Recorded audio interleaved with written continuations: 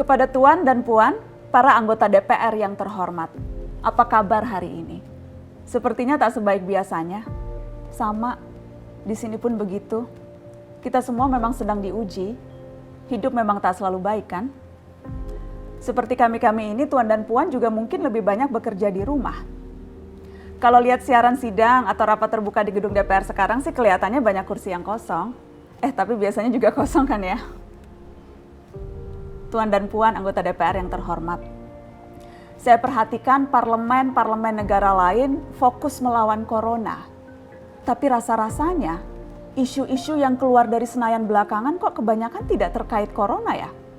Kami malah membaca DPR bersemangat membahas isu-isu lain. Contohnya, rancangan Undang-Undang Cipta Kerja yang banyak ditolak karena dinilai mementingkan kepentingan investor di atas kebutuhan pekerja. Presiden Jokowi pekan lalu sempat menyatakan pemerintah dan DPR menunda pembahasan salah satu klaster di rancangan undang-undang itu, klaster ketenagakerjaan. Ini untuk memberi kesempatan mendalami substansi dan mendapat masukan dari banyak pihak. Berpegang pada alasan itu, maka sudah seharusnya klaster lain dalam RUU Cipta Kerja pun perlu ditinjau ulang.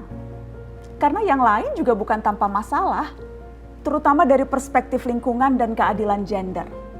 Tidak cukup hanya menunda pembahasan satu klaster saja. Ada juga RUU lain yang masih nekat mau dibahas. Ada RUU KUHP yang tahun lalu diserbu unjuk rasa. Lalu RUU pemasyarakatan. Ada koruptor yang sudah ngebet pengen bebas kah? Apa kabar Pak Yasona? Terus terang saja, membahas undang-undang yang menyangkut hajat hidup orang banyak di masa seperti sekarang ini terlalu mengundang curiga. Gara-gara pandemi yang pada jatuh cinta saja berani menunda nikah loh. Ini kok DPR buru-buru banget kayak lagi kejar setoran? Tidak ada undang-undang yang tidak penting, semua penting. Justru karena undang-undang itu penting, aneh jika pembahasannya diseriusi di waktu seperti sekarang. Saat dimana perhatian dan konsentrasi kita sedang terkuras bertahan hidup di tengah wabah. Produk hukumnya pun berpotensi cacat bila tidak memenuhi ketentuan dan rasanya belum ada aturan pembahasan RUU secara virtual. Jika ngotot menuntaskan Omnibus Law atau RUU KUHP atau RUU pemasyarakatan, jangan salahkan jika ada yang menilai DPR tidak menjadikan perang melawan corona sebagai prioritas. Saya percaya setiap tindakan dan keputusan di masa krisis mencerminkan skala prioritas. Atau memang inikah prioritas wakil-wakil rakyat kami saat ini? Bikin ribut juga jelas tak seharusnya jadi prioritas. Satgas COVID-19 DPR kemarin dikabarkan mengimpor jamu ilegal dari Tiongkok secara besar-besaran untuk pasien positif virus corona.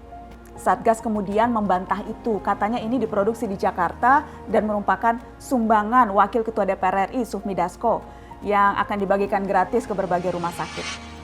Kemudian dikabarkan juga jamunya mengandung bahan berbahaya dan belum terbukti klinis. Satgas lagi-lagi membantah, katanya sedang proses mendapatkan izin edar di Badan Pengawasan Obat dan Makanan. Sedang itu berarti belum kan ya?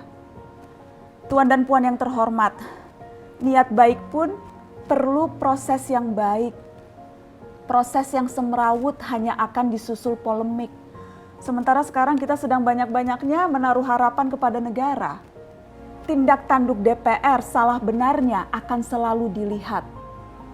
Makanya sempat ramai juga warganet mengkritik Satgas COVID-19 DPR RI yang berfoto mengenakan APD saat hendak berkunjung ke rumah sakit darurat Wisma Atlet menyerahkan sumbangan DPR. Ini dinilai melukai hati masyarakat. Tenaga medis kita saja bertaruh nyawa benar karena kekurangan APD. Tidak ada yang meragukan jumlah sumbangan DPR. Kami yakin pasti banyak, namanya juga DPR, beli ribuan rapid test saja mampu, ngeborong jamu apalagi. Tapi ini soal rasa dan empati.